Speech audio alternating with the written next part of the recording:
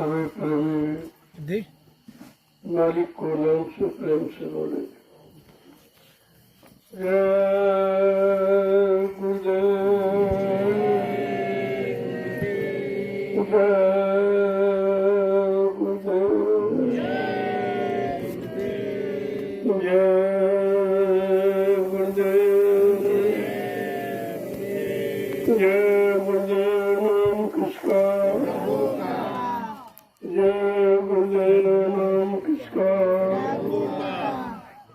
जय गुरुदेव नाम किसका, प्रभु का प्यारा नाम। सुनते हो ये हमेशा याद रखना चाहिए। आज की तारीख 18 मई, ये लीलाधर की लीला करने की तारीख, इसको बराबर ध्यान में रखिएगा। आज लीलाधर के 12 वर्ष पूरे हो गए। आज से 12 वर्ष पूरे हो गए। इस पर आपको विचार करना चाहिए कि इस महापुरुष ने कलयुग की लीला के लिए अपने 12 वर्ष अज्ञातवास में बिता दिए। इस राजवंश को कोई समझ नहीं पाया और वो अपना काम सुचारू रूप से कर रहे।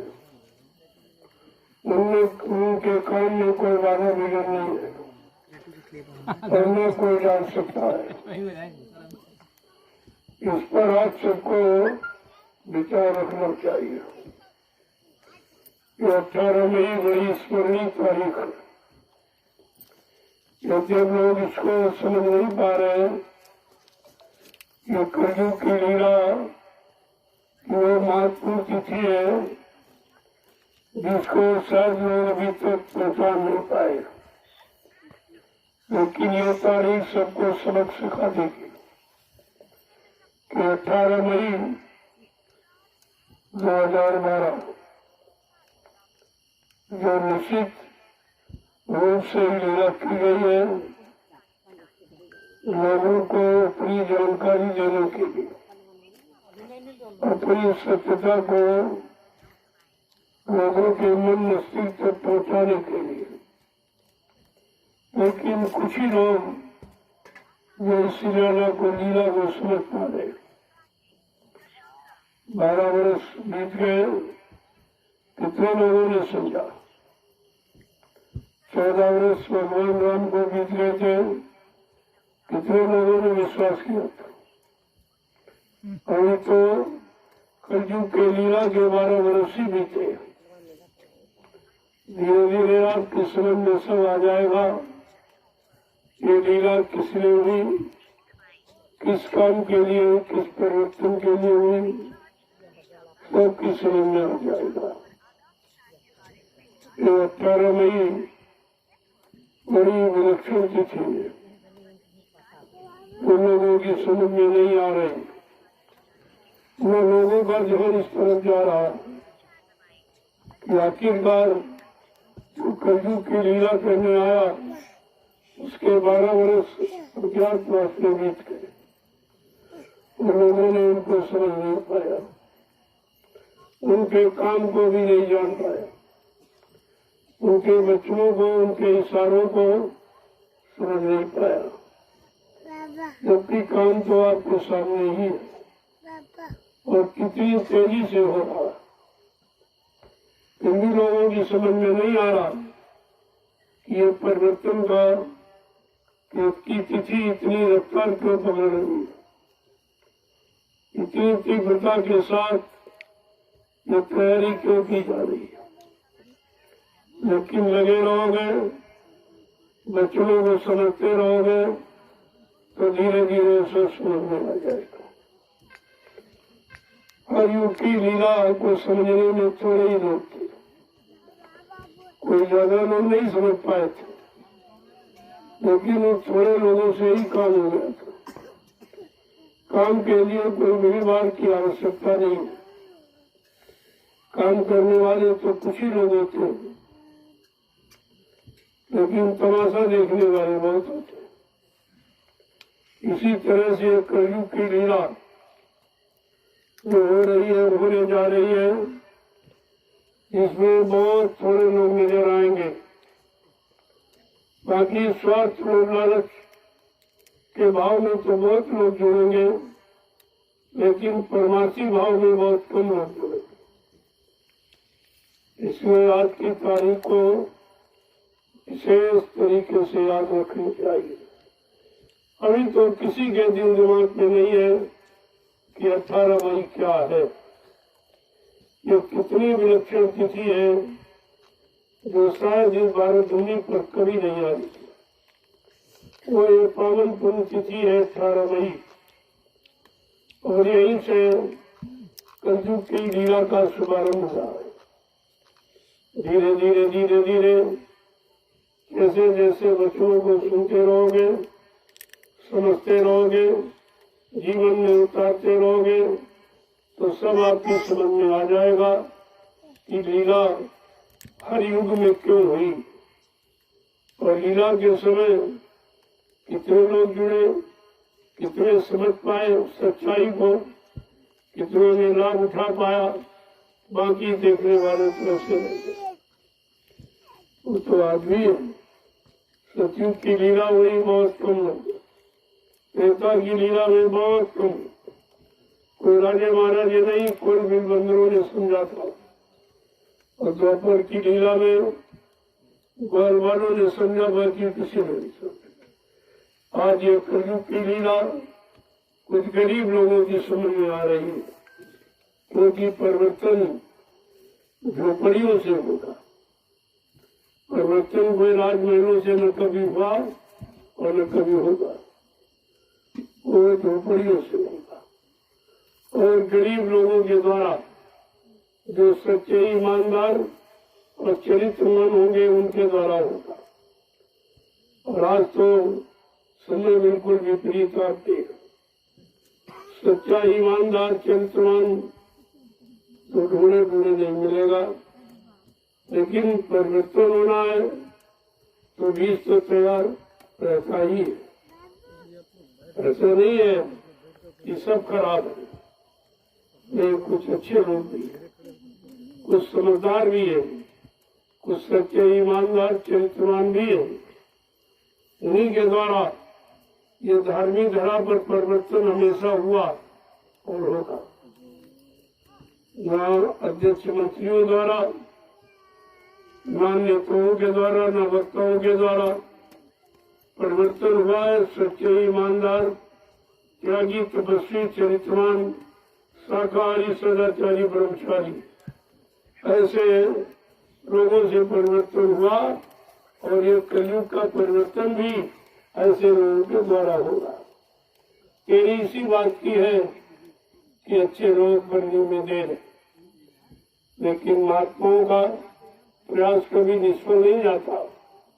वो जो प्रयास करते हैं उनका हमेशा सफलता की तरफ रहता है। कोई माने न माने, समझे न समझे, वो अपना काम स्वतः अपनी आध्यात्मिक शक्ति के द्वारा खुद कर देते। हाँ, कुछ चंद लोगों को साथ में लेकर उनका नाम हो जाता है, और काम तो वो स्वतः करते हैं। जय गुरुदेव, जय गुरुदेव। इस लीला के अज्ञातवास को खुल के कहने की जरूरत नहीं है। ये तो लीला का मतलब ही क्या होगा? अज्ञातवास तो अज्ञातवासी। अब वो ध्यान में आपके आए न आए, समझे न समझे, वो बात एक अलग है, लेकिन अज्ञातवास सफलता के साथ पूरा हो रहा है, जिसे कोई समझ नहीं पाएगा। समझना इतना आसान नहीं है। समझदार तो समझाता है, लेकिन समझने वालों की समझ में आ जाए तब तक।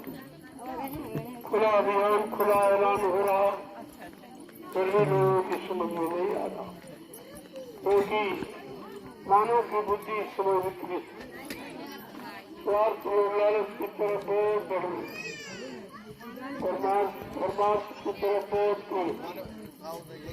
इसलिए महात्माओं की कई सदगुण की लीला जो कभी नहीं होने जा रही है, वो सब लोग इसे समझता है। और फिर हमारे बुद्धि की कवायद कर रहे तो तेजी के साथ, लेकिन जो होने वाला है वो इन आंखों से दिखाई नहीं देता। उसके लिए परमात्मा ने सबको एक तीसरी आंख दे रखी। जब तक वो नहीं खुलेगी, परिवर्तन को आप सुचारू रूप से समझ नहीं पा सकते। अंदाज तो लगा सकते हो दुनियावी बुद्धि के द्वारा, लेकिन ये परिवर्तन हर युग के परिवर्तन से बिल्कुल भिन्न है, अलग है, जो मानव बुद्धि के परे है। न मानव सोच सकता है, न मानव कर सकता है, न मानव विश्वासी कर सकता। ऐसा परिवर्तन करके दिखा दिया जाएगा। इसी को लोग चमत्कार कहेंगे। ऐसी चमक को दुनिया नमस्कार करेगी। सबको इस बात पर विचार करना चाहिए। मैं भी इसके बारे में कुछ खोल कर नहीं कहना चाहता हूँ, लेकिन धीरे धीरे इशारों में सब बता देता हूँ। समझदार कुछ न कुछ तो विचार कर ही लेते, वो तो समझ लेते, बाकी दुनियावी और संसारी वो बिल्कुल नहीं समझते। क्योंकि ये परिवर्तन आध्यात्मिक शक्ति के द्वारा, और जितने परिवर्तन वो सब भौतिक शक्तियों के द्वारा हुए। चाहे सतयुग का परिवर्तन हो, चाहे त्रेता द्वापर का हो, वो सब भौतिक शक्तियों के द्वारा। लेकिन कलयुग का परिवर्तन आध्यात्मिक शक्ति के द्वारा होगा। उस आध्यात्मिक शक्ति को ये भौतिक जगत के लोग समझ ही नहीं पाएंगे कि आध्यात्मिक शक्ति क्या है, कैसी है, वो अपना काम सबके बीच में रहकर कैसे करेंगे। लेकिन धीरे धीरे जब समझने लगोगे, जो क्रिया आपको बताई गई, आध्यात्मिक क्रिया, जिसे नाम की कमाई कहते हैं, इसी को भजन कहते हैं, जब वो क्रिया सुचारू रूप से करोगे तो परिवर्तन की एक एक घड़ी आपकी समझ में आ जाएगी। वैसे आने वाली नहीं है कि ज्ञानी ज्ञानी विज्ञानियों के बस की बात नहीं है उस आध्यात्मिक शक्ति के काम को समझ ले।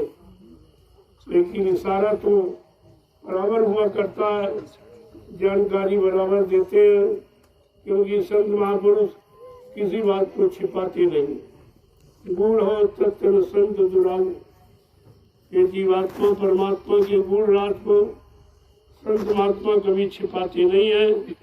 लेकिन सबके बस की बात नहीं है कि दुनियावी संसारी भोगी विलासी ये लोग समझ ले, ऐसा असंभव।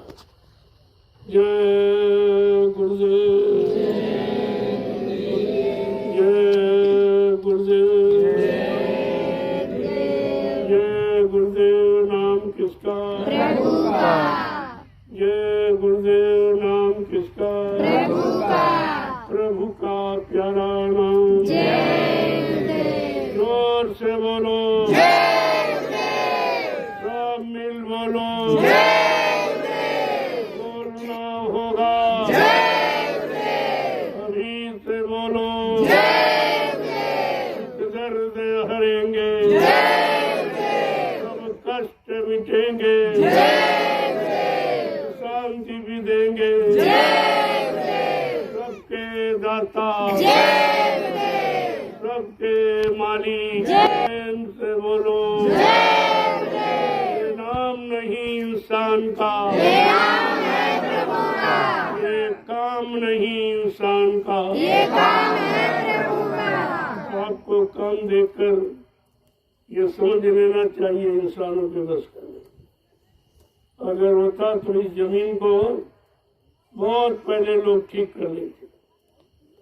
ये किसी के बस की बात नहीं है जो आज आपके सामने करके दिखाया जा रहा है। धीरे धीरे सब समझ में आ जाएगा। महात्मा जो भी काम करते हैं सबके हित के लिए। तुम अपना हित भला लाभ न सोच पाओ, न समझ पाओ तो बात अलग। उनका काम किसी के अहित के लिए नहीं। वो इस भारत भूमि पर जब ही आते, जब हित करना लोग भूल जाते, दूसरे को लाभ देना भूल जाते, अपने निजी स्वार्थ लोग लालच में डूब जाते, तब उन शक्तियों का प्रादुर्भाव होता है और वो सबके हित का काम करते हैं। जय गुरुदेव। इस तारीख को आप याद रखिए, 18 मई 2012। ये बहुत ही विलक्षण अद्वितीय ये परिवर्तन की तारीख है। आज तो इसके बारे में कोई नहीं जानता, किसी की समझ में नहीं आ रहा कि कलयुग का परिवर्तन कैसे, कलयुग का परिवर्तन कौन करेगा, कलयुग का परिवर्तन किस नाम के द्वारा होगा, इस पर तो विचार आपको करना चाहिए। तो सतयुग का परिवर्तन हरि नाम के द्वारा हुआ, त्रेता का परिवर्तन राम नाम के द्वारा हुआ, द्वापर का परिवर्तन कृष्ण नाम के द्वारा हुआ, तो कलयुग के परिवर्तन का भी तो कोई नाम होना चाहिए। आज तक आपने कभी विचार किया है, कभी बुद्धि दौड़ाई है, कभी आपने सोचा है आखिरकार कलयुग के परिवर्तन का कौन सा नाम होगा, किसके द्वारा वो नाम जगाया जाएगा, उस नाम के द्वारा कैसे लोगों के मन मस्तिष्क को मोड़ा जाएगा, उनकी बुद्धि को कैसे सुधारा जाएगा, उनमें शाकाहार सदाचार और ब्रह्मचार बनने का भाव कैसे पैदा किया जाएगा, इस पर तो विचार करना ही। मैं अभी इसके बारे में कुछ कहना नहीं चाहता, लेकिन कहूँगा जरूर आगे आने वाले समय में। जैसे जैसे वो परिवर्तन की तारीख आती जाएगी, आपको सारा भेद खोल के बता दिया जाएगा। अभी तो 12 वर्ष ही बीते।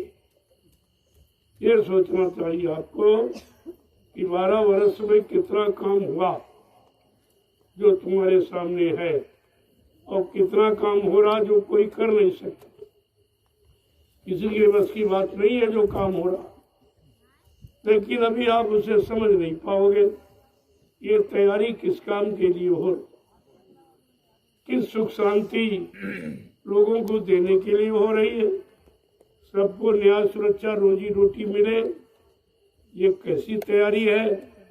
लेकिन धीरे धीरे जब सत्संगों में आते रहोगे, सेवा करते रहोगे, तो अपने आप तुम्हारे मन बुद्धि चित्त बदल जाएंगे, तुम्हारे अंदर परमार्थ सेवार्थ धर्मार्थ की भावना जाग जाएगी, तब आप सब समझ लो।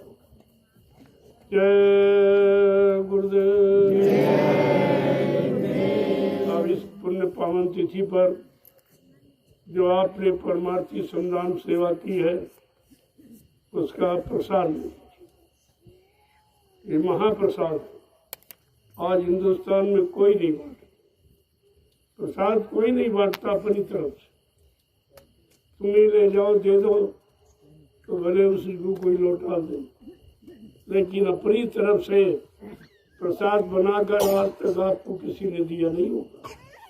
और ये काम खुले मन से हुआ, एकदम खुला अभियान मैंने पूरे हिंदुस्तान में चलाया है, और घूम घूम कर सबके हित लाभ का ये महाप्रसाद देता हूँ, जिसके बदले आपसे कुछ नहीं लेता। फिर भी आप नहीं समझ पा रहे हो, अपने हित की बात नहीं समझ पा रहे हो, अपने लाभ कल्याण की बात नहीं समझ पा रहे हो, तो दूसरों का लाभ कल्याण आप कैसे कर सकोगे। पहले अपने लिए तो समझो। जय गुरुदेव। चलो आप प्रसाद मंडे वाले कहते हैं 2 लोग बराबर गर्मी उतनी ही है इसके अंदर।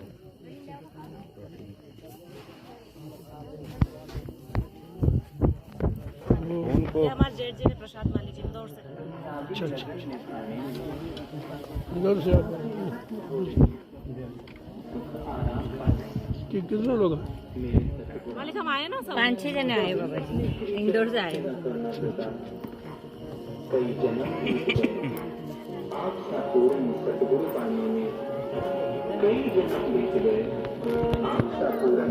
सतगुरु पाने में घट हृदय की तारों में तेरे प्रेम की रागिनी है।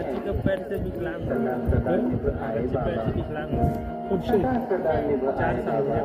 कमर का ऑपरेशन कराया तो मांस तो अच्छे जा रहा है। बस ऑपरेशन करा दिया, दिन गड़बड़ है। वो ऑपरेशन हो गया तो उसी का जो ऑपरेशन ना होता तमाम उपाय तो ठीक। तुम लोग इतनी जल्दबाजी करते हो, फट से डॉक्टर सलाह ऑपरेशन करा रहे। ऑपरेशन के बाद कोई दवा कोई काम करेगी जो कट गया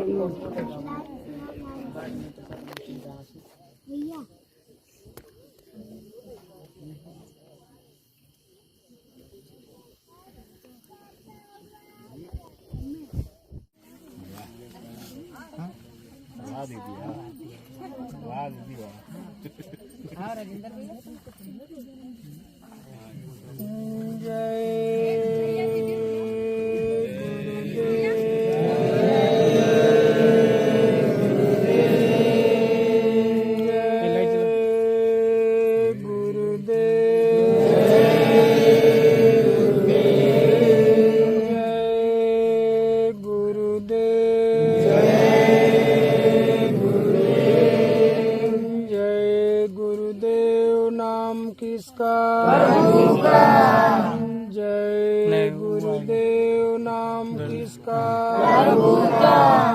जय गुरुदेव नाम किसका? प्रभु का प्यारा नाम।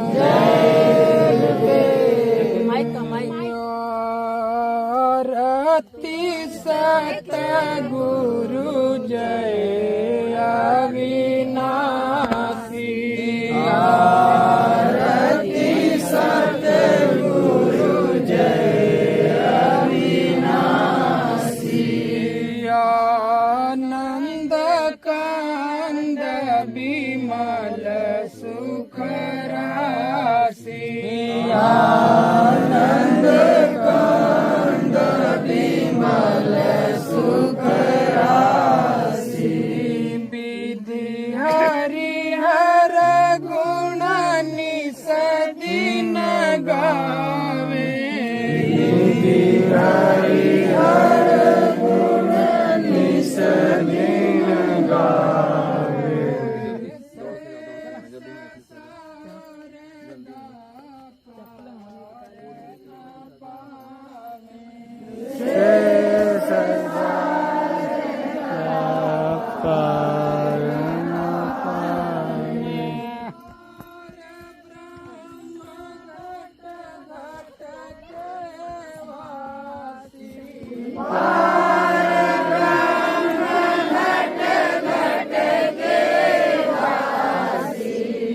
आरती सतगुरु जय अविनाशी। आरती सतगुरु जय अविनाशी। आनंद कंद विमल सुख राशि। आनंद कंद विमल सुख राशि। सतगुरु तन धरि जग में डोले।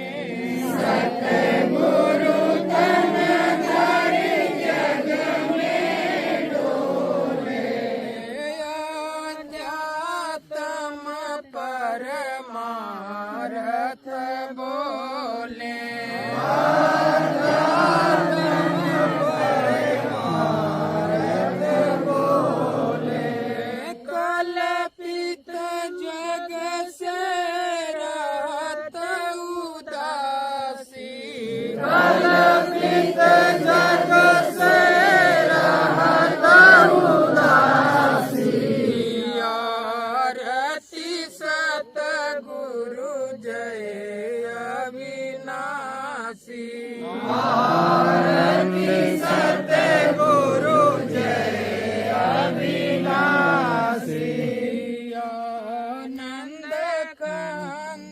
विमल सुख राशि आनंद कांद विमल सुख राशि वचनामृत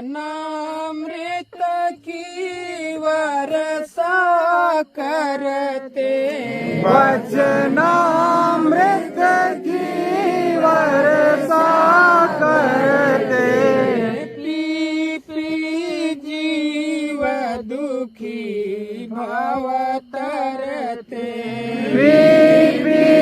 जीव दुखी भव तरते सुनत कटत जग जाल की फांसी सुनत कटत जग जाल के फांसी आरती सत गुरु जय अविनाशी आरती सत गुरु जय अविनाशी आनंद कंद विमल सुख राशि आनंद कंद विमल सुख राशि जन्म मरण के चक्कर छूटे जन्म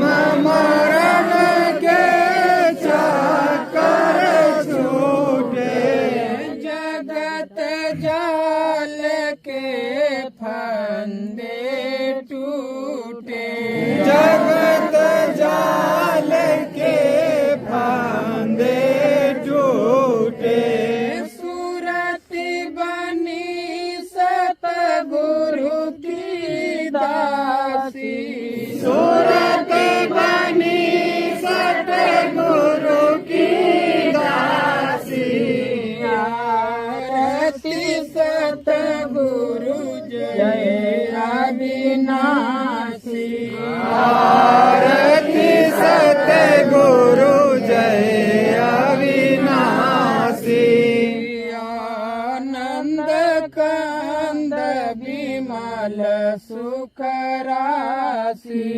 आनंद कंद विमल सुख राशि माया जाल काल हर लीजे माया जाल काल हर लीजय सतगुरु चरण शरण मोहे लीजे सतगुरु चरण शरण मोह लीजय अपना दर्शन हरदम दीजे अपना दर्शन हरदम दीजय दया करो दूर धाम के वासी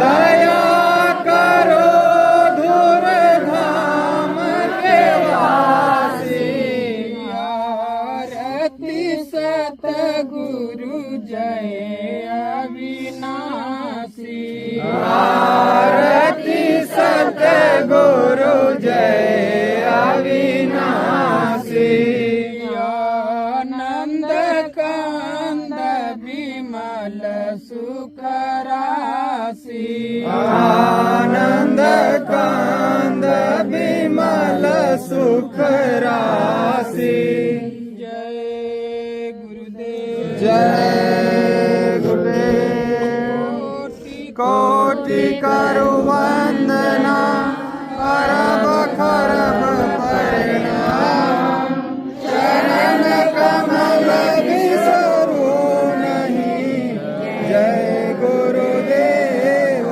नाम चरण कमल भूलो नहीं जय गुरुदेव नाम दाता सबके एक हैं सदा